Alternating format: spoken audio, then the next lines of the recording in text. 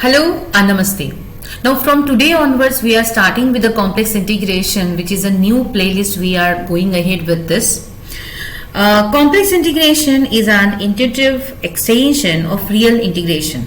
Since a complex number represents a point on a plane, while a real number is a number on a real line. The analog of a single real integral in a complex domain is always a path integral. For some spatial functions and domains, the integration is path independent, but this should not be taken to the case in general. Given the sensitivity of a path taken for a given integral and its results, parameterization is often the most convenient way to evaluate such integrals. Complex variable technique have been used in a wide variety of areas of engineering. This has been particularly true in areas such as electromagnetic field theory, fluid dynamics, aerodynamics, and elasticity. The advantage of complex integration is that certain complicated real integrals can be evaluated and the properties of analytic function can be established. In this series of videos, we will consider Cauchy's integral theorem, which is one of the fundamental theorems of complex function theory. It gives sufficient condition for a line integral around a simple closed curve to be zero.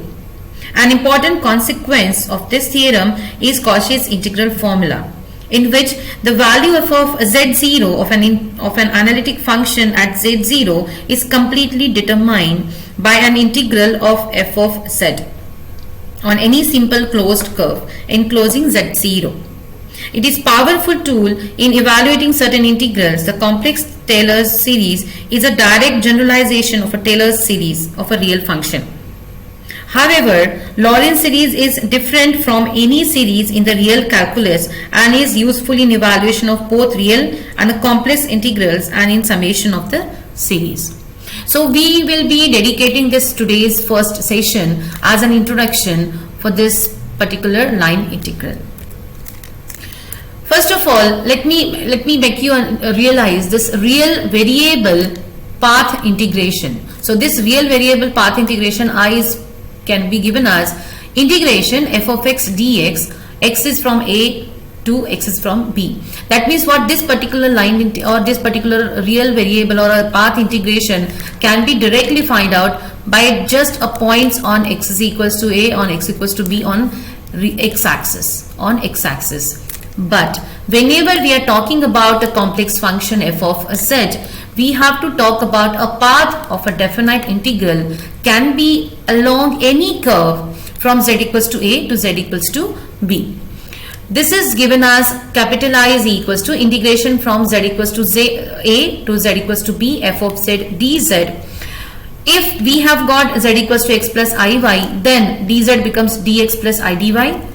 If in case we have got y is equals to 0, then that means it is giving us dz equals to dx. Why? Because if y equals to 0, this gives us dy is also 0. There is no change in y if y is equals to 0. Then this dz becomes dx.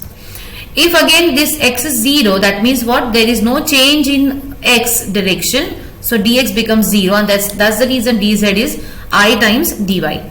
And therefore the direction of dz are different, always different, and its value depending upon the path or a curve of integration. But the value of the integral from a to b remains the same along any regular curve from a to b.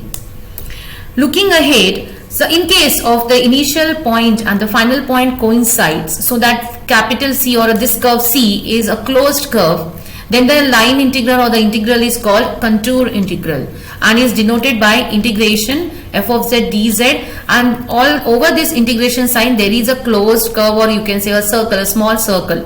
It's known as this particular given to us. This shows us that this C is given to us as a closed curve.